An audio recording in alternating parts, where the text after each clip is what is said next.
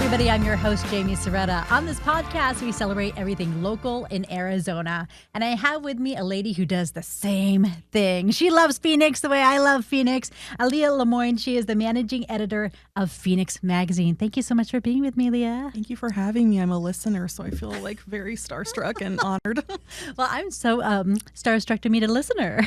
So thank you for listening. You know, I am an avid reader of Phoenix Magazine. I just love being able to have something I can read that I can apply to my life that is filled with a lot of people doing wonderful things in our area. Tell me, for folks, maybe someone hasn't picked up a Phoenix Magazine, what's in the issues? Yes, totally. Well, it makes me happy that you say that, because our goal is always to be very utilitarian and helpful for the readers. Yeah. We think Phoenix is a wonderful place to live, and we want to show people that and say, like, oh, are you into hiking? Here's a cool hike you can do. Do you love food? Here are some good restaurant reviews. Lots of travel coverage in state, getting around and exploring the state, as well as we do news, but we try not to dwell in the darkness too much. Yeah. Well, because the issues come out how often? We are bi-monthly since the pandemic, so every 2 months. So right now, for example, the March-April issue is on newsstands, and we're working on the May-June issue. Okay. And you do, there are political articles in there, maybe even some stories about a death that hasn't been solved yet as well. So you do have, but as far as the timeliness, you have to have something that's kind of evergreen or still happening or whatever. So I understand that. Yes. So tell me where you grew up, because you grew up here in the Valley. Yeah. So I was actually born in Tucson, but we moved to Phoenix when I was 6. We moved to Peoria.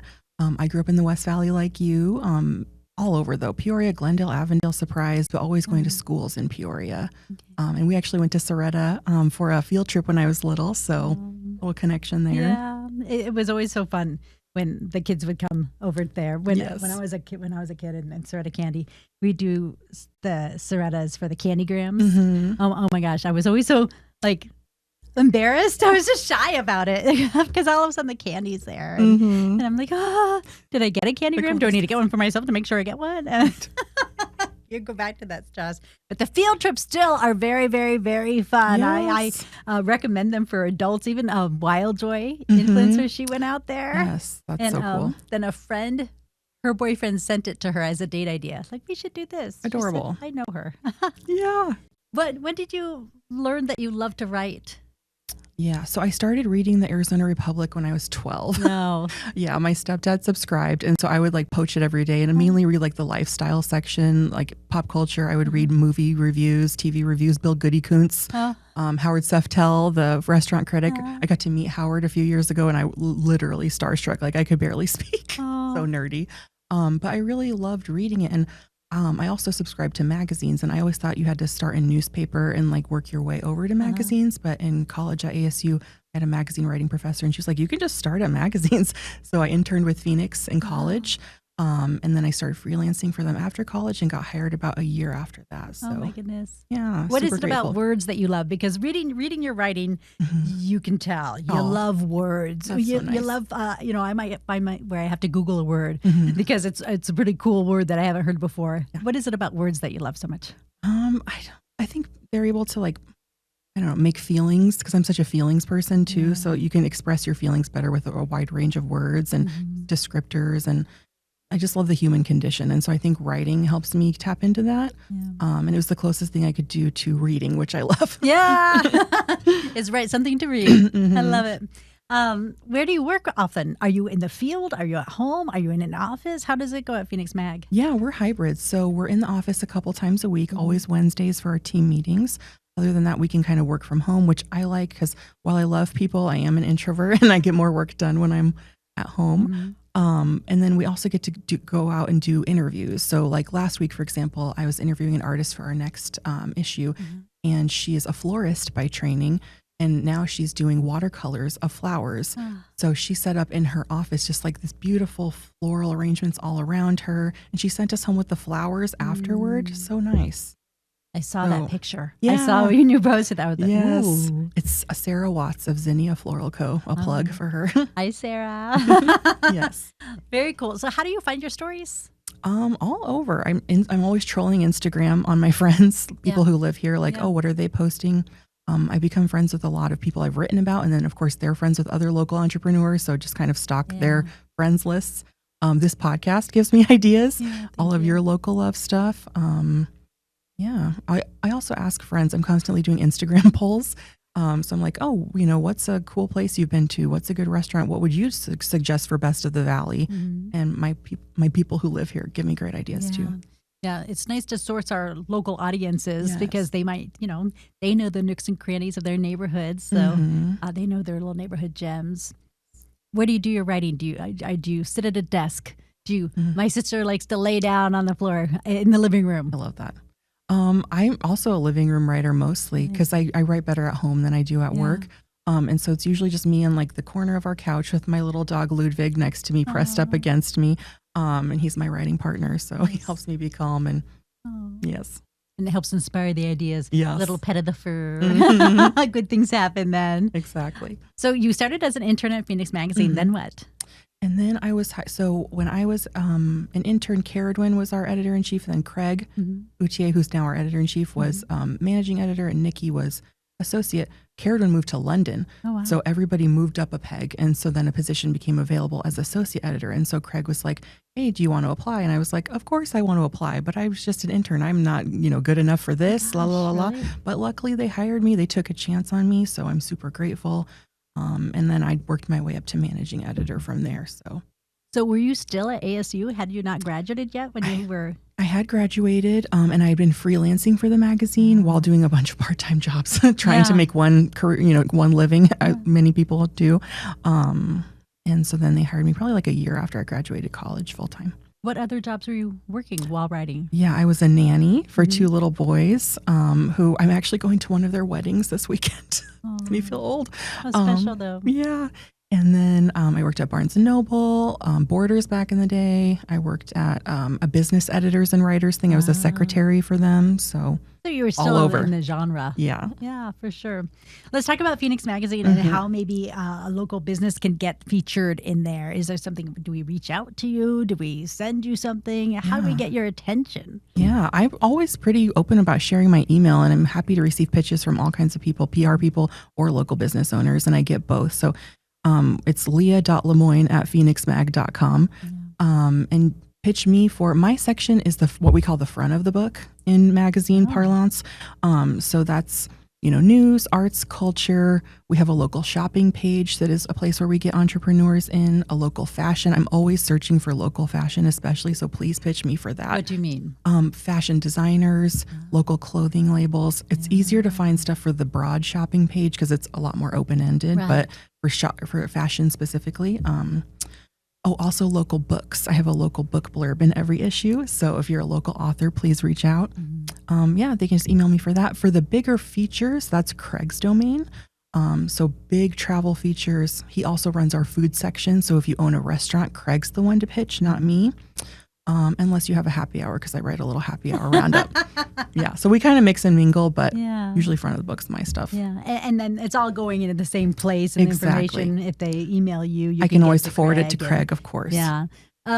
What works for a pitch and what doesn't? I think a lot of local people, they get lost in the idea of, okay, Jamie said email me. What am I supposed to tell her? Right. It doesn't have to be fancy. I always just say bullet points work, and just make sure I know which city you're based in, because our coverage scope is hyper local. I can't write about a business if it's from California. So I just want to know your local, what part of the valley you're in, what your business is, how to contact you. And that way I can do my own research and look up your website, look up your Instagram, stuff like that. It's funny how much I like you, spend time on Instagram and find a lot of my stuff through Instagram. Maybe someone at the farmer's market. That's a good idea. And then I like to know where they are, because I try to get all over the valley ish as much as I can. Right. And then I also want to know what do you think makes you special? Like, what is that passion there? Why is it there? What were some of the hurdles that you went through that would make you know, you and I were chatting before our podcast about how much we love the entrepreneurs and just how they're such great strengths. Yes. They have Stronger than I could ever be. Yes. Nonstop hustle, which I don't possess. So And I tip my hat to them. Yes. Yes. So brave to put your whole life on the line for your dream. That's so beautiful. Yeah. So I always want to know kind of, is it grandma's recipe that, you know, you were bringing to us? And I love the way you make things come alive. In fact, one time I was on a plane reading my Phoenix magazine, as one does, clearly. And I had tears in my eyes on the article that you wrote about, it was a media tour to Scottsdale. Yes. And, you know, you and I are lucky enough to get invited to some of these media events around town. And some writers are invited to ones that are out of town. Yep. Like you just went to one, right? Yeah, I just did one in Seattle. So we have a travel piece called Great Escapes, and in every issue it's a 4-page travel narrative, and we go on these press trips, they call them, or fam trips, familiarity trips, press fam. And, you know, it's usually CVBs, tourism bureaus, PR people invite us to go experience the city, and then that way we can tell our readers about it because our readers love to travel. But every time I'm on them, I'm like, what does this look like in Phoenix? You know, so then I pitched it for a while, and then Craig finally approved it. And so I did one with Visit Phoenix, a solo one where I just kind of walked around downtown and did cool artsy stuff. And then I did one with our friend Laura McMurtry, who's at Experience Scottsdale. And I went with a bunch of Canadians. And so not only was I experiencing it with journalists, but also people from another country. So they were experiencing the U.S. and Arizona. Oh my goodness. And it was just so cute to see their impressions. Yeah. So where did they take you on these tours of our hometown? Yes. Where'd they take you? And it's cool to see some places I'd been to, like for Scottsdale, Taliesin West. Let's see. But then other places I hadn't been to, like I hadn't been to Cattle Track before, the artist compound. And that was so cool. So I'm like, would I have gone to that if I hadn't, you know, gotten out of my little bubble? Cattle Track is really special. So it's cool. a little artist community. There is a place that I had a mala made there. Oh, the little Silver and Sage. Yeah, Silver and Sage, I think the name is. Yeah. But they have a lot of cool things happening. It's like this little mecca just off the road.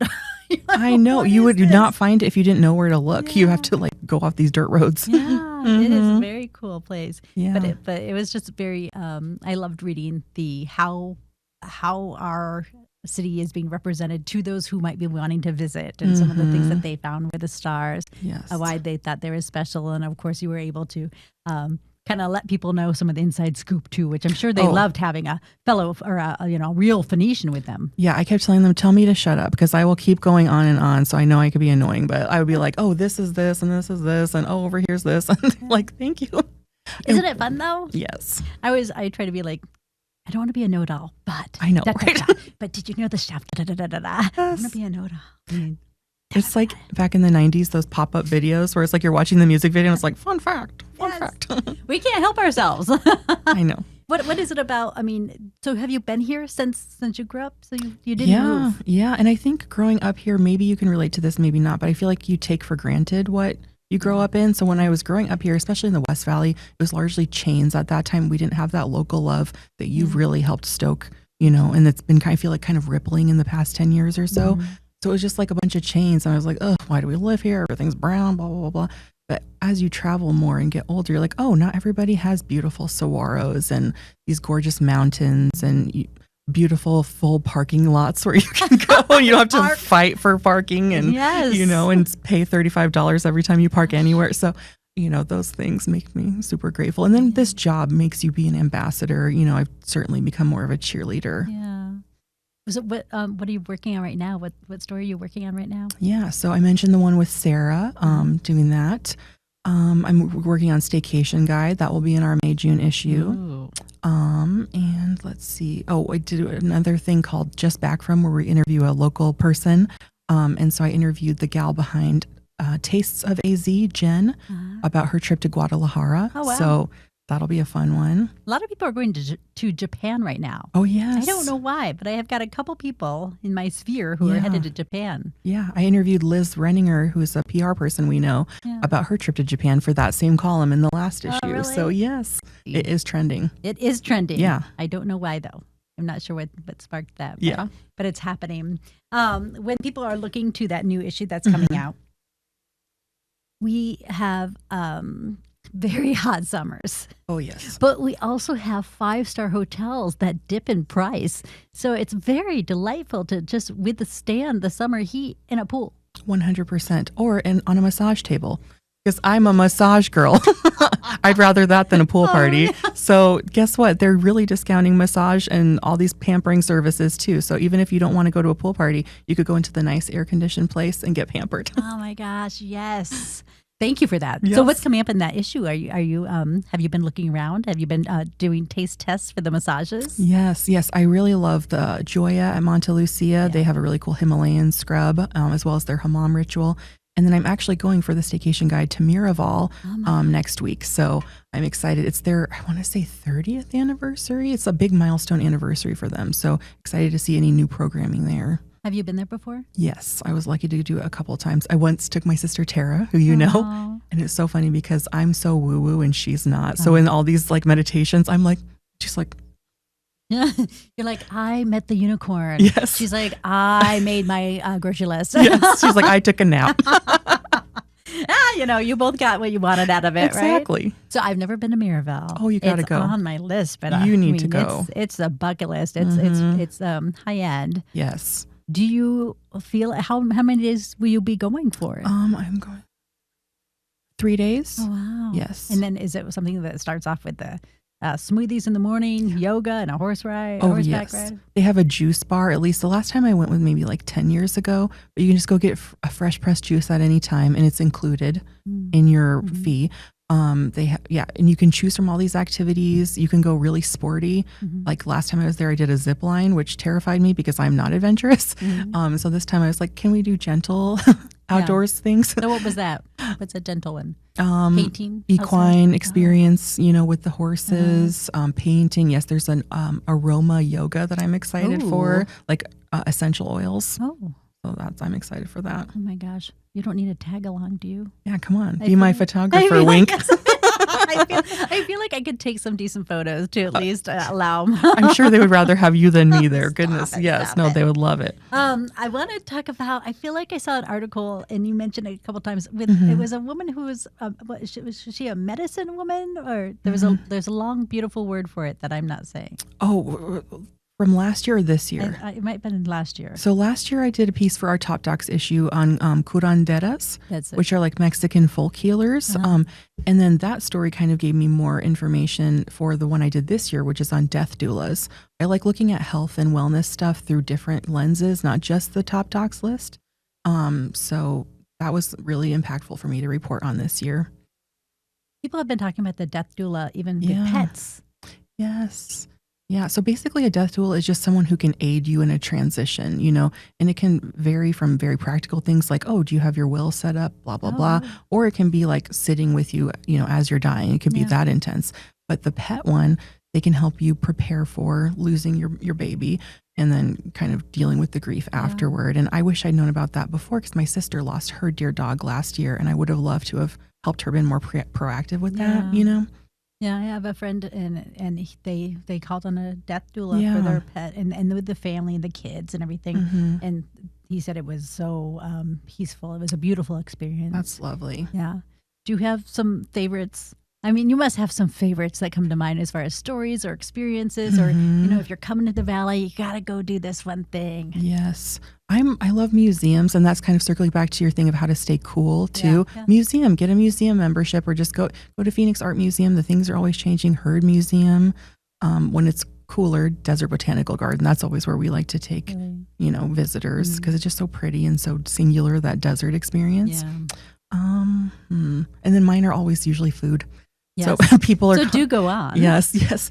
People will be like, "Oh, I'm staying in Scottsdale," or "My friend's staying in Scottsdale," and so now I'm starting to keep like little lists in my notes in my phone, so that way I can just copy and paste. Yeah, that's a great idea. I mean, of course, people are going to be asking you for your knowledge. Yeah. So, what do you tell them to do in Scottsdale, or where to eat? Yeah. So Scottsdale, Elefante, and I'm not sure if I'm saying it right, but I loved that. That really blew me away. Okay. Closer to me in North Phoenix, like close-ish to Scottsdale, I really love Tia Carmen and Kembara. Those are my favorites, and they're like 15 minutes from my house, so I always recommend those to people. What else?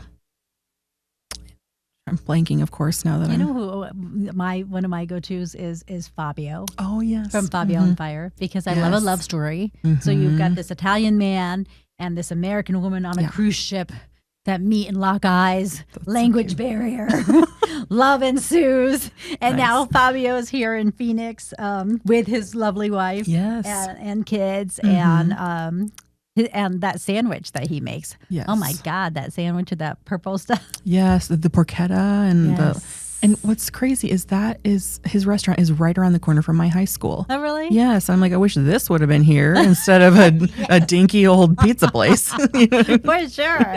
Yeah, Fabio has great stuff, and he's just always one of my go-tos when I think of when anyone says they're on the west side, that's always like, you must go see Fabio. 100%. Yeah, he's one of my favorites. And then when people come to the Valley around this time of year, I mean, it's so fun with the spring training. I feel like it gets people out. When I was working weekends, it was nice because it would be a Tuesday at 2 p.m. and there's live music at the Rusty Spur and a bunch of people who are all on vacation. Yes. So I feel like you get a little slice of vacation here in the Valley because so many people are here chilling during our lovely weather. It's so true. And so many restaurants are doing spring break specials. So that's another good way. Oh, are you doing a spring break special? Might as well ask, Yeah. And in our current issue, the March, April one, our writer Jason Kyle we have like a day trip feature, and he did day trip to P83, which is the area around Peoria's sports complex, which is where I grew up going to spring training games. And it's just a lot of new local restaurants there. Like they have a Blanco, they have a North, they have a Postino. So it's just exciting to see. Hash Kitchen, yes. Revolue tacos. That place is really good. Yeah, so just again, nice to see more local places coming. Yes. And I think because that was something that West Side was missing for some time. For a long time, at least when I was growing up. Yeah. However, I do love, and I find I'm going to be going there tomorrow. In fact, the historic, obviously, downtown Glendale Square. Yes. I would just love a square. Yes. No matter what, I love a day trip to a square, whether it's in Prescott or Glendale, but I'm going to go to Bitsy Mama. Oh, classic. Yes, I love. Classic. It's been around for 50-something years, so I'm excited to spend the morning over there. And I love what you said with the day trip. Even Cave Creek. That's one of my favorites to go to get away. Do you have places up in Cave Creek that you like? I mean, the classics like Harold's and what is that, Buffalo Chip, but then there's also new places like the something Coyote barbecue place. Is it the one that's in Frontier Town? It's where Brian's used to be. Brian's Black Mountain Barbecue. It took over that space, and it's really good. It's a fun. People watching too, all the bikers in Cave Creek. It's like a mix of bikers and artsy people, which I think is such a fun juxtaposition. Yes, because they do have a ton of local art and big art. Like if you're looking for a horse out in front of your yard, that's in full. Right, a geode that's like this big. They've got them there in Cave Creek. I went to Payson this past weekend. I haven't been there in a long time. I just needed a little getaway. Yeah. And Deuce's Kitchen was a local love of mine, and they were so I miss them being here. Yeah. It was delicious. The Oxbow Saloon was open for dancing. I mean, that place looks like it has stories to tell. I'm sure. In there. I was afraid to ask. But it was super fun, and they had a live band, and people were dancing, and that's another great day trip. Yeah, so it's just so fun to get out. I mean, I love that we have such access to an hour away, 45 minutes away. Even like, I also recommend Main Street Mesa. Yes, there is so much cool stuff going. Republica Empanada, I love the empanadas there. Worth Takeaway with the sandwiches. I just took my nephew to the Idea Museum. They had a big revamp, and it's this museum that's all for little kids, and they get to explore and touch everything, which is so good at that. He's only 2, so at that age. And I like that it was more analog because everything's so techy now. It's nice to have like old fashioned play for kids, no screen time. You know? Yes, exactly. Because a lot of times the screens will be in the museums. True. Explaining things and whatnot. Right. Which makes me think of Phoenix Magazine. Yes. A magazine. But I see you guys all over social media. You have a podcast. You do a lot of interactive stuff. Tell me about how the magazine needs to be on all these different forefronts to, stay in front of the people. Oh, true. Yes. Matt, our digital director, he comes from TV like you guys. And so he applies those skills to help us get out there. We're doing more podcast stuff, like you mentioned. My colleagues, Maddie and Morel, do a lot of fun videos with Local Buzz. So they get out and, try to tie it into the issue. But Beginner's Luck had a first anniversary, but they were also in our 100 Best Dishes in Arizona feature. So kind of bringing it back to the magazine still. Yeah. And then we're also doing a ton more events. So we just had Dish Fest, which is our food festival, which we need to get you to come one year. That would be fun. Happy to host you. Next on the list is our sister magazine, Phoenix Home and Garden. They're having their garden tour in April. So I'll be working there. Come say hi. And then I think the next Phoenix Mag one is Best Fest. So that will usually in like August, and that's to celebrate our Best of the Valley issue. Yeah, and so those are some of our winners will be featured. Exactly. In food sort of stuff. Yes, like unlimited tastings. So good. So is there something, because you're invited to a lot of dinners, is there something that you will not eat? Oh, I'm like a closet very picky eater. I'm a foodie, but I have texture issues. Yeah. I don't like anything squidgy, I say. Yeah, I get it. Yeah. Like the mushrooms, they're like, and truffle mushroom. Like, no, save your money. Yes. Just what else? Yes, I don't want to eat like oysters or foie gras or anything like that. It's just, no, thank you. I try real hard sometimes. Chicken. Yeah. There was the one day when I was sent to cover National Oyster Day, and the guy's looking at me like, girl, you better do this oyster on TV. I'm like, all right. Just choke it down, literally. Yes. I just threw it back. That's good on you. You have to. Yeah. And it doesn't really taste, it tastes like the sauce and stuff that they put on it. So yeah. It's okay. Swallow. So let's talk about how, we kind of touched on it, but let's give the people a plan to get through the summer. Okay. Yes. So you said that the May-June issue will be dropping soon, and that's going to have May. We're working on it now, so it'll be out first week of May. Okay. So what kind of articles do you have in it? Staycations, like I mentioned. We're also doing a big travel feature with lots of different components. So kind of taking a bunch of different places, not focusing on just California. So Maddie's going to, I want to say La Paz in Mexico. Craig is doing a cool Colorado one, as well as a look into Colorado City. That's where the polygamists were, and like what the city looks like now after all that's gone. So that's more of like a newsy travel feature. Let's see. Yeah, I wish I had the list with me, but we have to just read the magazine. Read that, yes, and book your spa appointments with your staycations. I do Go love to the museums. Joya. Yes, the Joya, and usually you can find a Groupon. I look for a Groupon. But the Joya at the Monte Lucia, I like to do a class in the morning. So I'll make and this happens like once every 2 years, 3 or so, not often.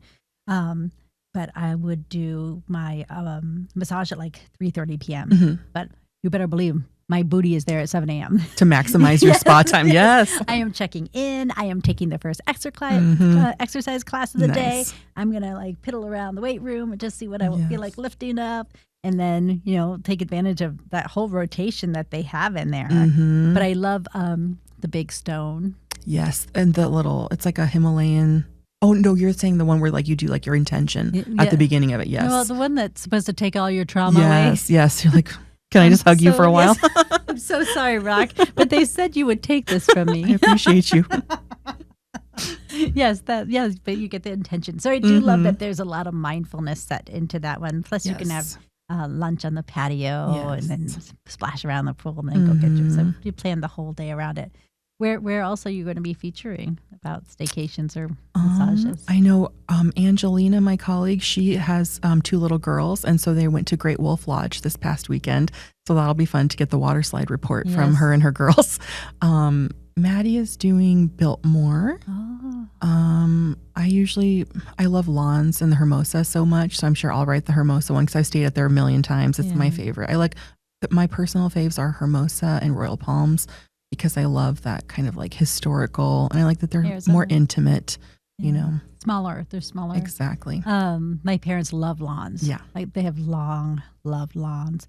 Tell the people the history behind that place, because allegedly Lon still hangs out. Right. So Lon McGargy, I hope I'm saying it right, he was a known Western artist. He's the one who drew the Last Drop painting that's inside Stetson hats, and it was his home. And he would have all these wild parties. And there's even, rumors that there was an underground tunnel where they would ride horses to escape the police. Oh my gosh. All these kinds of crazy tall tales. Who knows? But I love that there's still his artwork all around. The wine cellar. And the rumors that he might still be hanging out, having wine, drinking some whiskey with guests. Yes. Why not? I had the opportunity to do one of those dinners in the basement. Yes. A wine pairing Yeah, dinner. the wine cellar. It's so cool. Yeah, It's so cold. Like bring a parka. Yes, it was cold, but it's very small. Yeah. And it was very special. So I think, Lons is a very cool place in the Hermosa Inn. Totally. And then, of course, you choose two like iconic Arizona ones because the Royal Palms used to be an old home too, right? Yes. I forget the name of the couple, but they came out here for, I think, health reasons. Yeah. And they were both like art collectors. And they just have this beautiful, like when you're staying there, you feel like you're staying at a friend's villa. You don't feel like you're staying at a resort. And so I think that's so cool. I love the colors. Yes. Like the blue and the white. And all yellow. the bougainvillea everywhere. Yes. Beautiful. Yes, it's a beautiful, like just go grab lunch. People can go grab lunch there and get on the grounds. And it's just, I just love how we have a lot of beautiful ways to escape. Yes. And pretend we're on vacation. It's true. I had a girlfriend, she was visiting from the East Coast a couple of weeks ago. And of course, it was gorgeous weather and spring training had just started. And she's like, what's going on with the people here? Like, they're all sitting on patios having cocktails. Like, what's going on? I'm like, those are not the Arizona people. We're all at work. Right. These are all the visitors who came to have their afternoon cocktail here because wherever they live is cold. So it is really interesting to just be this market that floods with visitors that keep the restaurants open and busy during the daytime. Yes. And then the summertime, it goes flat. Yes. So it's so important for us to remember our local chef-owned restaurants, our locally owned businesses during the summertime because they feel a dip. Yes. I would say if you're saving, like if you're budgeting, budget your dollars for the summer so that you can maximize that support because it's really good quality restaurants that you would not think are struggling, but they're all struggling, especially since COVID. People still haven't recovered from that. So it's so important to keep supporting them and try new places. Like it's good to go to your old haunts, but try a new place. Yeah. Maybe you're at your old haunt, who else they like. I always love asking chefs, who else do you like? Where do you go? Where what do your kids like? Exactly. Just to find out where they're spending their dollars on their off time. Yeah. So where are you spending your time on your off time, Leah? Yeah. So I live in North Phoenix. So, and my partner likes to stay in our little bubble there for driving. I will drive anywhere for food. But so we end up going to, there's a good Jamaican place by us. It's called Top Notch Island Flavor Kitchen. And it's run by a couple, Gail and Curtis, and they're so sweet. And they remember us when we come in. It's just nice to feel like a regular and like cared for, We love Jamaican food. There's Edelweiss right by us too, which is like a German beer garden kind of thing. But I think the wife is Hungarian and the husband is German. So they also have Hungarian dishes too. Ooh. Yeah. So it's all very like rib sticking, delicious food. And they have like polka bands and stuff. I love it. Yes. I'm just going to casually make my list. Yes. That was Top Notch. And then Edelweiss. All right. Give me another one in your neck of the woods. Let's see. There's a tiny little Japanese place called Yutaka, and we go there mainly for the gyoza. It's the best gyoza I've had. So sometimes we'll literally just have gyoza for dinner.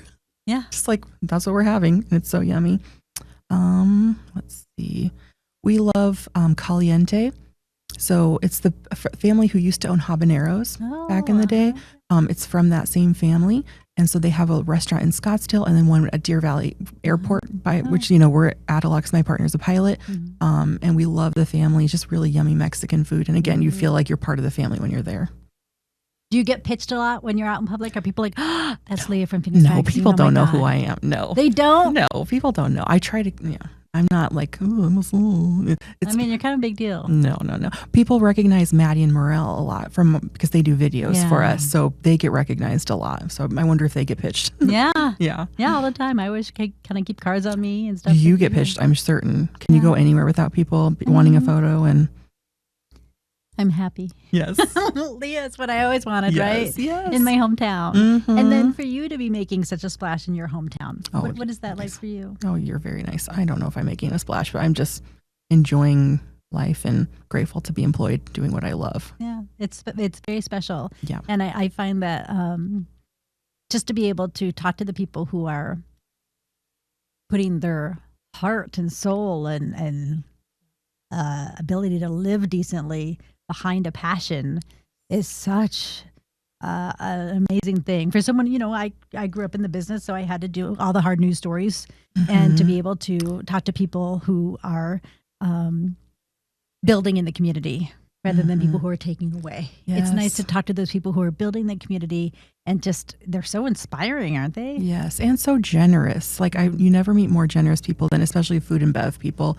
Just so kind, willing to help their neighbors out, helping other businesses out. I don't see a lot of like, don't go there. Like, they're always like, no, like a rising tide lifts all boats, and just very supportive and collaborative. It's interesting that you use that word, the collaborative, because I do feel, of course, I'm on the outside telling Same, the stories, yes. Yeah. But it does feel like, for the most part, Phoenix is realizes it's still kind of a new city, and it's We're still young. A big small town. Yes. And that they do feel collaborative from what I can see from the outside. Yeah, I always say don't be a jerk here, because everybody knows everyone. You know, you can't, right. like you said, big small town. We will find out. Yeah. So it's a day off. You get to chill. You get to do whatever you want. What are you doing? How are you spending your day? Well, that's kind of what I did like a week or two ago. My birthday was recently, and I started my day with the massage at Joya. Then I had lunch at Butters, which I don't know if that's technically local or not, but it's very delicious. And then rested, went to Kembara for dinner. And Kembara is that's a great place to take people, like you mentioned, or celebrate. Yes. We went for a birthday, and it was phenomenal. Chef Penny was there. But what's it? And Angelo Sosa. Yes. Such a dreamboat. He is a dreamboat. I think everyone could agree with that. I was like, I couldn't speak when I first met him. I was like, because I loved him on Top Chef back in the day. I'm such a food, show nerd. Yeah. So I was like, oh my God, I'm meeting him in real life. Oh my gosh. I ran up and said, hi, you were on Channel 3. I worked at Channel 3. And my boyfriend's sister-in-law, she's a private chef. She loves him. And so like, meet my friend. She's a chef. And he led her all around, brought her in the kitchen. They have a very small kitchen, very functional. So he showed her how everything works in there. And that's what I love about just kind of the local people in their places. I know that he's a big shot. He's a big deal, but he's there and he acts like the local guy, come on back. Yes. Kind of mentality, like you said, sweet. Very hospitable. Yes. And he's here a lot. It's not like he's just, living in New York or wherever all the time. He's here a lot. Yeah. Anything else that you want the people to know when the next issue coming out? Just subscribe. Subscribe. We're a local business as well. Yeah. And all we write about is local. I think, maybe not everybody knows that, but everything we write about has to be local. Local. We're never writing about a big chain. So if you want to learn more about local businesses and how you can support them, we're a good resource for you. Yeah. And for ideas of fun stuff to do, we always have a calendar in every issue. We have little bubbles that show you what's free. If you're on a budget, you can do all these fun free things. We really try hard to be a resource for people. Yeah. I mean, I use them as my guides. I steal my local love ideas from them. I take them, the getaways, the local getaways. This is my agenda. Yes. I stick to it. Yes. Leah is wrote this article, and she wrote it for me, so I'm going to make sure I hit every checkpoint. But it's so much fun. You know what I mean? It's so much fun. And so thank you for showing us around our wonderful Arizona. You do a beautiful job. You're a great ambassador for Phoenix Magazine, and I love that you love this city like we love this city. Yeah. Thank you, Leah. Thank you so much, Jamie. Thanks for listening to Jamie's Local Love, the podcast. I'm your host, Jaime Cerreta. Our technician is Tom Heidinger. Our editors are Lorraine Shearing and Gina Coy. Do you know a business worthy of some local love? Email me at jcerreta@azfamily.com.